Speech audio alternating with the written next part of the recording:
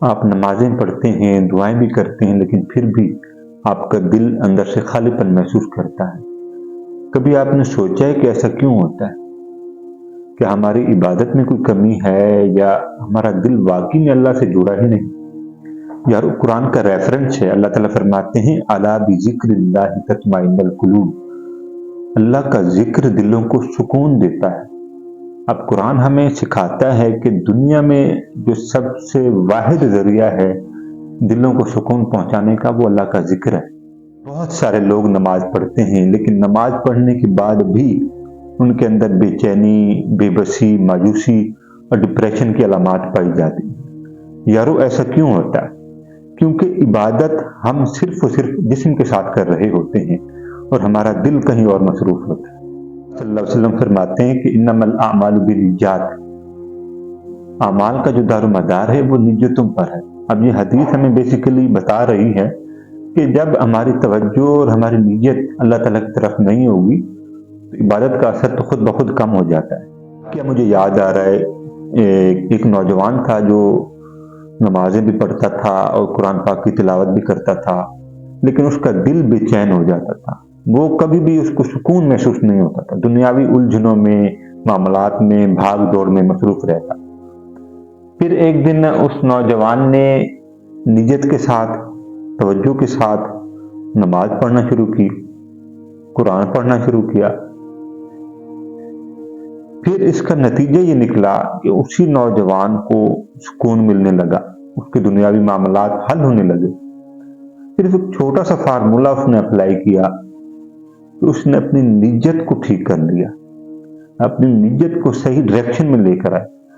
تو اس لیے میں کہتا ہوں کہ نیت کی جو پوٹینشل ہے وہ سب سے پہلے ہے۔ سائیکالوجی بھی یہی کہتی ہے کہ جب انسان مینٹلی طور پر ڈسٹریکٹڈ موڈ میں چلا جاتا ہے تو انسان ایموشنل کنیکشن سے بھاگنے لگتا ہے، اور یہی وجہ ہوتی ہے یارو کہ جب انسان نماز میں ہوتا ہے تو انسان کا مائنڈ کہیں اور ہوتا ہے، انسان ڈسٹریکٹڈ طور پر دل سے کہیں دور ہوتا ہے اور بالکل فوکس دنیاوی معاملات میں چلا جاتا ہے۔ یارو یہی وجہ ہے کہ ہم نماز میں ایکسپیریمنٹ تو کر رہے ہوتے ہیں لیکن روحانی اعتبار سے دل و دماغ سے کہیں اور ہوتے ہیں۔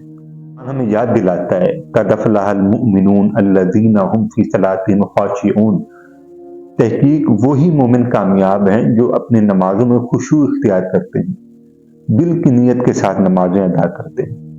بیسیکلی قرآن ہمیں بتا چکا ہے کہ نیتوں کے ساتھ، دل کے تقوی کے ساتھ نماز ادا کرنا ہماری روحانیت کو بڑھاتا ہے، ورنہ تو ہر کوئی نماز ادا کر رہا ہوتا ہے۔ عبادت کی کمی نہیں، بلکہ ہمارے دل کے اندر وہ خلا ہے جو ہم فل نہیں کر پاتے، بلکہ عبادت میں کمی نہیں ہے، ہمارے پرفارم کرنے میں کمی ہے۔ جب دل دنیاوی معاملات سے بھرا ہوگا تو پھر دل کے اندر روحانیت ختم ہو جاتی ہے۔ تو روحانیت کو زندہ کرنے کا ایک ہی راستہ ہے، وہ ہے سجدہ۔ بصری رضی اللہ تعالیٰ عنہ، ان کو کون نہیں جانتا، اسلامی تاریخ میں ان کا ایک نام ہے، ان کی خدمات ہیں۔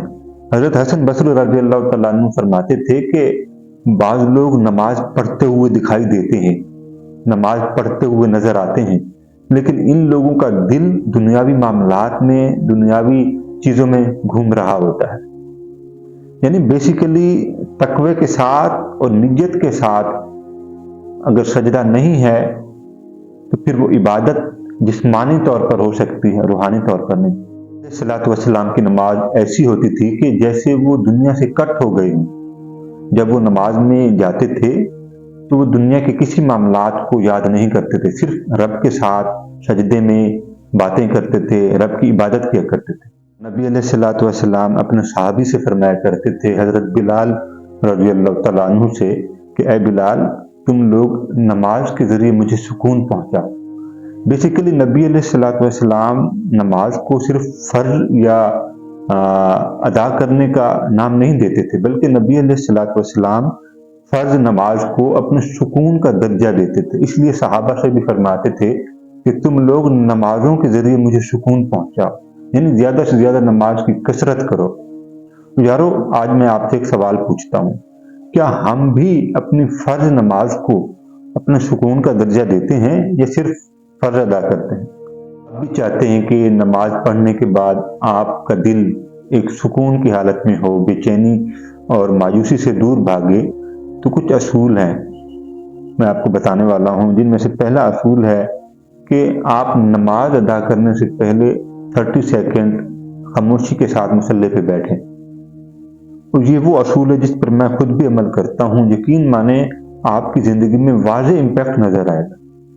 और दूसरा असूल, जो भी आप नमाज में आयत पढ़ते हैं, कुरान की तिलावत करते हैं, तो उसका माना और मफ़हूम आपको पता होना चाहिए। इससे आपको ये फीलिंग आती है कि आप अल्लाह के साथ बातें कर रहे हैं। आपका अल्लाह आपको देख रहा है नमाज में, सजदे में, दुआ में। और तीसरे नंबर पर आप डिस्ट्रैक्शन से और फ्रस्ट्रेशन से दूर रहें। अपने दुनियावी मामलात को जब आप नमाज में हों तो इन चीज़ों को दूर रखें। ये बेसिकली तीसरा असूल है। यारो, ये वो असूल हैं जो आपको रूहानी एतबार से और नमाज पढ़ने के बाद सुकून प्रोवाइड करते हैं। असूल है वो है सजदे में अल्लाह से बातें करें। जब आप नमाज अदा करते हैं तो फिर अपनी दुआ को सजदे में जाके मांगें, और सजदे में मांगी हुई दुआ कभी रद्द नहीं होती। अगर ईमान कमज़ोर ना हो, तकवा कमज़ोर ना हो और मायूसी का आलम ना हो, तो सजदे में मांगी हुई दुआएं ज़रूर कामयाबी की तरफ गामज़न कर देती हैं। और आखिरी जो असूल है वो सबसे इम्पोर्टेंट है। हम लोग क्या करते हैं कि हम नमाज को रूटीन की बेस पे अदा कर रहे होते हैं। जिस तरह खाना खाया रूटीन की बेस पे, उसी तरह नमाज भी अदा कर रहे होते हैं। बेसिकली नमाज को मीटिंग विद अल्लाह, जब हम ये कॉन्सेप्ट बना के आगे बढ़ते हैं, तो यारो ये मेरी बात हमेशा याद रखना। जब हम मीटिंग विद अल्लाह के कॉन्सेप्ट के साथ नमाज अदा करते हैं, तो हमारा दिल कभी मायूस नहीं होता, उम्मीदें कभी मध्यम नहीं होती, और उम्मीद के दिया हमेशा जलाए रखना, क्योंकि यही पैगाम हमें हमारा कुरान भी देता है, हमारी हदीस भी देती है, और नबी अलैहिस्सलाम का अमल भी हमें यही सिखाता है। का वाक़या है जो कि एक तालिब इल्म है, किसी फील्ड में पढ़ता है, तो वो अपने मामलात के अंदर, अपनी इबादत के अंदर इन असूलों को लेकर आया, इस पर अमल करता है, अभी भी करता है। तो वो मुझे कहता है कि मेरे अंदर बहुत सारी चेंजिंग आई, स्टडी के हवाले से, रूहानी एतबार से दिल को बहुत सुकून हुआ। और फिर मुझे कहने लगा कि जब मैं सजदे में रब से बातें करता हूँ, वो तन्हाई होती है, वो आशनाई का सफ़र होता है, फिर मैं होता हूँ, रब की ज़ात होती है, तो फिर उसमें मुझे बहुत मज़ा आता है। और आज भी वो स्टूडेंट कामयाबी के साथ अपनी तालीम को आगे लेके बढ़ रहा है। तो बताने का मकसद ये है कि ये रियल वाक़या, ये हमारी रियलिटी की बेस पर नज़र आ रहे होते हैं। लोग जब अमल करते हैं तो इम्पैक्ट नज़र आता है। तो यारो, एक बात मेरी हमेशा याद रखना, नमाज पढ़ने से दिल का सुकून हासिल नहीं होता, बल्कि नमाज को महसूस करने से दिल का सुकून हासिल होता है। अभी हमें यही बताता है, कुरान पाक की आयत है कि वस्ताईनु बिस्सब्रि वस्सलाह, कि तुम लोग सब्र और नमाज के जरिए मुझसे मदद हासिल करो।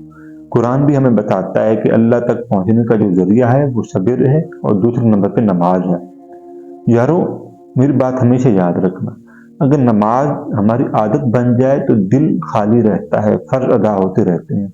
लेकिन अगर इसी नमाज में हमारा दिल शामिल हो जाए, तो फिर हमारा दिल, हमारी रूहानियत और हमारी दुनियावी ज़िंदगी एक कामयाबी के साथ आगे बढ़ जाती है। और हमारा दीन, हमारा कुरान इस बात की गवाही देता है। आप हिस्ट्री को उठा के देख लें,